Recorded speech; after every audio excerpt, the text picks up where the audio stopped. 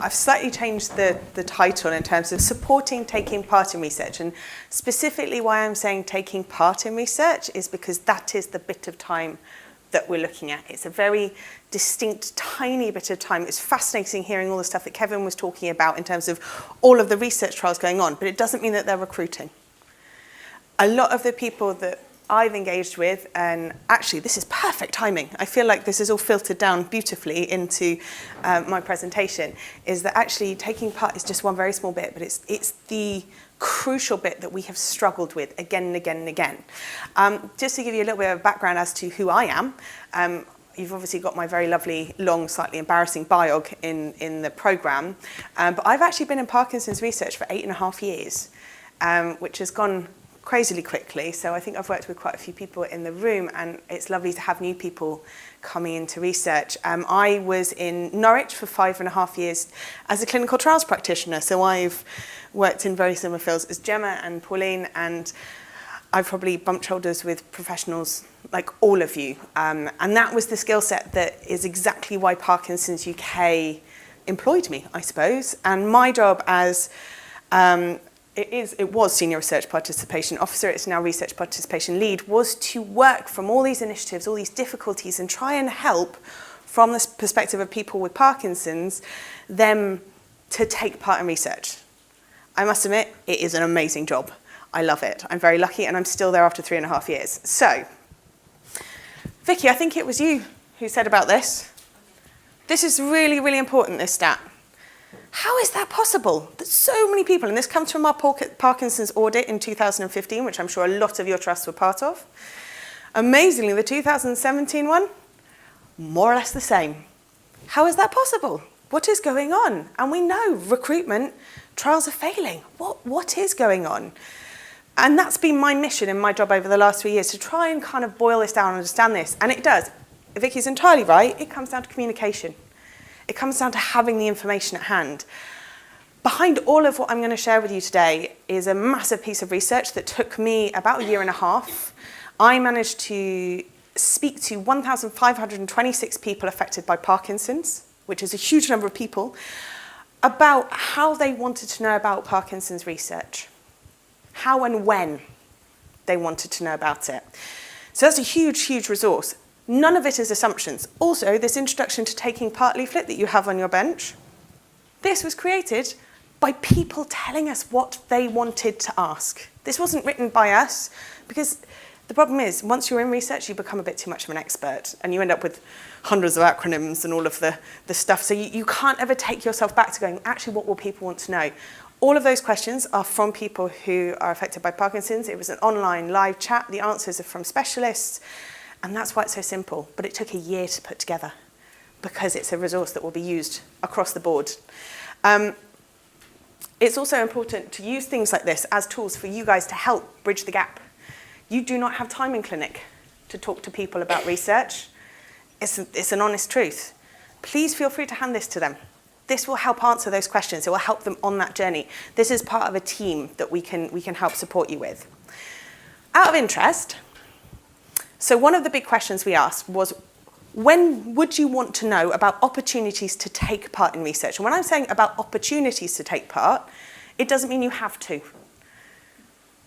That's a really important thing, isn't it? Just because you're talking about research doesn't mean you have to. It's a bit like saying for the brain bank, just because we're talking to you about the brain bank doesn't mean you have to donate your brain now. We need to wait for that. So, when we asked the 1,526 people, we asked them at diagnosis, 6 months, 1 year post-diagnosis, 2 years post-diagnosis, and 5 years post-diagnosis. 95% of the people we surveyed said that they would want to know about opportunities to take part in research within the first year of diagnosis, and 50% of those were at diagnosis. We've got that as data. It's what people have told us they want. It's a phenomenal bit of information that we can show you. I mean, sorry, these light blue ones are also people who were not before engaged with research. These are brand new people. Yes, they're Parkinson's people, but they're not part of our research support network. And they said they really want to know about it at diagnosis. Part of what Jen was talking about, gatekeeping. I know there's a lot of information to give at diagnosis. doesn't mean that this shouldn't be part of the conversation. The Cancer Research Network, as we've all kind of muttered, are the perfect model for this. They offer clinically treatment as usual, no treatment, or research.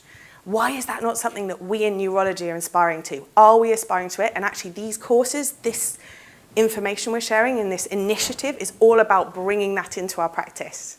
One of the most interesting things that I was passed recently was the nursing competency frameworks. And actually, in the specialty and audit, research and audit, page 30, it says you should be talking to people about research. That's part of what's in your key framework. It's there. What I'm going to show you next is a tool to help you do that. There was no tool before that. Yes, there was clinicaltrials.gov, but it's not terribly user-friendly. It's quite hard to trail through. So we basically created this. This is the Take Part Hub. The whole principle is it serves two audiences. It serves people affected by Parkinson's. And when I say people affected by Parkinson's, of course, I mean family members as well as people diagnosed, carers, relatives, all of those people, they can all use this. And people like yourselves. Because on here, by searching your postcode, you can, if I'm going to do this right, is it already open? Yes. Search by postcode for research that we know about. Now, the flaw in this is I do not know about all of the research. I put this on here. It gets updated every week. The big flaw is I do not know about all the research. I will not take it from clinicaltrials.gov. I screen it, but I will not take it directly from there because a lot of their closing dates are not right, and a lot of the information they share is not brilliant. But I will use it to contact people like Oliver and Camille and people like that to see what's going on. Who wants to give me a postcode? Thank you, Gemma. N1DZ. Sorry. Okay, just before I finish this search, how many research trials do you think are going to be up that are going to be available for people in the Plymouth area to take part in? Just shout some numbers at me. More than Cornwall, but less than. Oh, okay. Anyone else? Random numbers? 10. Great. Okay. So, there are actually way more than that because the first 1, 2, 3, 4, 5, 6, 7, 8 trials on here don't matter about geography. They can be done at home. Who knew that people could actually do research at home? And I get the whole thing about not being online. Some of these research trials are online, but some of them are not. So they're not geographically based. So your wonderful 80-year-old patients who are interested, as long as the exclusion criteria, which seems to be arbitrarily 80, as long as that's not included, they can do this. All of the information that's on here has been designed and focused in this way so that it gives you enough information that empowers whoever's using it to want to find out more. This is not the final solution. This is not a screening tool. This is an empowerment tool. And it's also for you guys to use. Because you can also go on here and go, oh, actually, I've got someone who's just said to me, I'm interested in research. What's going on? I don't know of anything in my own hospital, but this is all the stuff that you can do. We've also got, for people who are repeat users, a very nifty filter.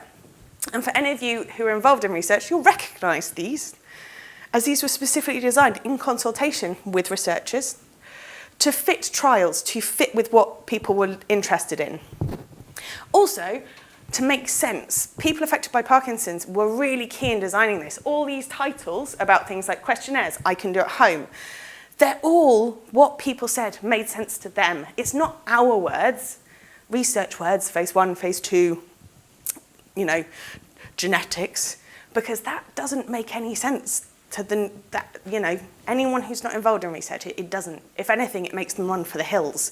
One of the biggest discussions we had was about treatments or therapies.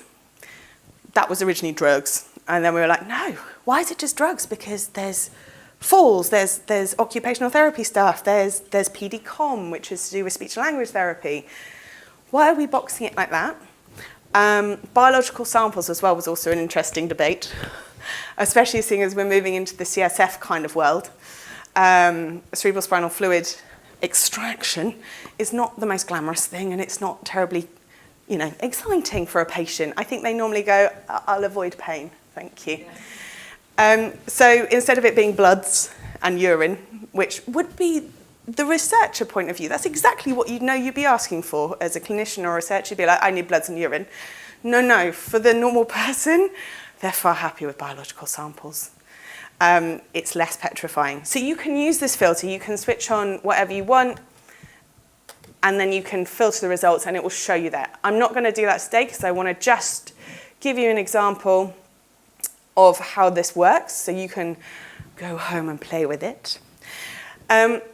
So let's have a look at, I'm going to go all the way down to the bottom, seeing as I've obviously added so many research trials. This is a really exciting one. Camille knows about this one. Oliver, you should know about this one as well. Predict PD. This is really important for you and your patients because guess what? It's not looking for people with Parkinson's, but it's really key for people with Parkinson's. This is predicting Parkinson's. It's looking for 10,000 60 to 80-year-olds. Out of all of you in the room, how many of you have seen patients and their partners in clinic? Lots of, yeah. How many of them go, oh, I'm just here for my husband, wife, significant other. There's kind of nothing for me. I'm just here to support. This is for them. This is 100% for them. They are needed. There is research that is so important for everyone. As Gemma said, this research trial might not be for you, but there will be something out there, and this is exactly what we have. This is one of those research trials. So please, if you have anyone between 60 and 80, I know this is a shameless plug, Predict PD is a really, really good, it is online, I am going to warn you that, but it's actually really accessible and it's a great trial. So let's have a look at the SKY trial. I'm going to give you this one because it is multi-centered. So as you can see, you've got your basic information about the name of the trial, when the deadline is, when it's going to stop wanting people. This is really important for people to know. They said to us they really wanted to know. They didn't want to know about research trials that wasn't looking for people because that's really frustrating. They only wanted to know about these. So we make sure that's there. It also helps us, or me, maintain the relationship with people like Camille, where I emailed you and go, your research is about to come to an end. Are you sure you don't want it on? And they go, oh no, we're extending it. Or, oh no, we're fine. Thank you very much. That was great. How far it is from, the name of your general location and how far that is from your postcode. This is going to change. We're actually in a kind of slightly changing this where the distance that is going to come down to here, so it's going to be a lot prettier. So we are still working on this model. It is not the final thing, and that's the great thing about this piece of work. So that's the front page. Now we can go in for a bit more information. As I said, this was all designed with people affected by Parkinson's having those conversations. This is what they wanted to know. Who, what, where? The most important information. If you're going to do anything, and we actually kind of had a conversation about this in terms of market research is very clever. Because it comes and asks us these important questions. We go, actually, no, I'd love to make £15. Thank you very much. And we want to know, is it for us? Where is it happening? And what's involved? And this is exactly why we share this information first. And yet again, I'm going to reiterate, it's not the true nitty-gritty. This is just enough information for people to make a decision about contacting the people who know best, which is people like Pauline, people like Gemma, people like Camille. Anyone who's running a research trial, they're the expert. We're not. I can't know about all of this. My brain is not that big, unfortunately. I have tried. It's been a few years, but I've given up now. So this is just helping them make that decision. We also really wanted to be very transparent. What's very important about this is that all of the trials on here are not just funded by Parkinson's UK. This is not a Parkinson's UK, whoop, look at us. It's not. I made that very clear when we were designing this. This has got all of the research trials we know about, and that's so important because if it was only about Parkinson's UK, we'd be shooting ourselves in the foot and it'd be stupid. Because it's important for us to talk about all of the research going on, not just stuff that we know about. And this is part of the battle. This is part of the conversation, is that we need all of those bits of research to come towards us so we can share it here so people can use it. And then you've got the sites. So let's use Plymouth, because that's the one that Gemma gave us. So is Sandra still there? Sandra? No, so we need to update this. That's fine. It's good. No, it's fine. I can do that in moments. It's great. Eyes on you. Basically, this is exactly why it's really important to continue to develop these things. When we were talking about people being offline, please feel free to take this off, print it. If you see a research trial, you know you're going out to a patient in an area who's interested, print it off. I am not precious. I'm really not. This information needs to get out to as many people as possible. The reason why there is a telephone number is exactly what Gemma says. It's all about the conversation. Once you have the conversation, once you build the relationship, that's the point where people are going to keep getting involved. Instead of you guys only having your pool of patients that come into your hospital, which is, you know, it can be vast for Cornwall and things, but it's still very local. This gives an opportunity to everyone out there to make the decision and call you and have a chat with you. So we always ask for a telephone number, and we also ask for an email address. Now, we very cleverly as well, just so that people could really make a true decision, linked it to Google Maps. So you can see where you're supposed to go, which is really exciting. So people can plan their journey. They can really break it down and go, is this something I could do if it requires traveling? Just before they have the conversation with you, which of course comes up with the question, because some trials do give money for travel, some trials don't, but it's helping them make that decision before they even start the conversation with you. So, and it pops up in a separate tab so you don't lose where you were, which I find very useful because I can lose it. So this is the tool. This is designed, as I said, not just for people with Parkinson's to make the decision, but you to share this information. When we were looking at this, the first mode of information giving that people with Parkinson's said they wanted to receive, who they wanted to receive the information from, was from their Parkinson's nurses, their trusted source, the people they really have those conversations with. They said that they wanted them to tell them about research first, which is lovely, because second was the consultants. Sorry. And actually third was online charity sources. So like Cure Parkinson's Trust and Parkinson's UK and the European Parkinson's Disease Association. That was the third one that they chose as the sources they would want to know about research opportunities from. So I think this is really important to reiterate. This is what people have told us. Of course, we couldn't expect you to talk about Parkinson's research without a resource. So how can we support people with Parkinson's to get what they want without helping support you, who are the people who are doing it for them? It works, it does work. It's about being flexible and intelligent, isn't it, really? In my world. So that's what we are trying to do with this tool. I am in the throes of creating the right material to come out to you guys to actually help you feel like it is for you. Amazingly, the marketing that goes behind things like this, so we get it right, so we don't disengage with you, which can happen just like that, as you know, is taking some time because we want to get it right. But we want you to feel empowered to share this, to use this. It is yours. It is absolutely yours. If there is something wrong or something a bit odd with it, get in contact with me. I am in charge of this. I can change it. It's very simple. And I love it when we get to have conversations about things like this. Now, if you are a researcher looking for help and support with your research, where you can find out about all that I can do in terms of getting you onto this and also sharing this with our Research Support Network, which is one of the other documents you have. Our Research Support Network is an online network, Annette's nodding because she knows all about it, which is now 4,800 strong across the UK of people who we send out emails and share stuff like this with. So we can share research with them, and we can do it by geographical location, because I know that's a bit of a problem for some people, because they don't want to get everywhere, or we can share it UK-wide. But we can also put it on the hub, and the way you get that help is just here. So under research, recruit participants to your study, and all the information you need is here. Now, just the final little tweak in the box, which I had a wonderful conversation with a pharma company the other day. It costs you nothing. There is no extra cost. this is all part of what we offer because we need to make this different. We need to help support these changes and all of these things that are going on. That's our job as a charity. Also, you don't need to get ethics approval. You don't need to change it in any way. Yes, if you are building in a recruitment strategy, please feel free to put us in your R&D approval, but you do not need to put anything in your ethics because all of the information we're sharing is available in the public forum anyway. And I've had confirmation from NRES about that, which is lovely. So it took a little while to negotiate that one out of them. So there is the Take Part Hub. Please use it. Thank you very much. Appreciate it.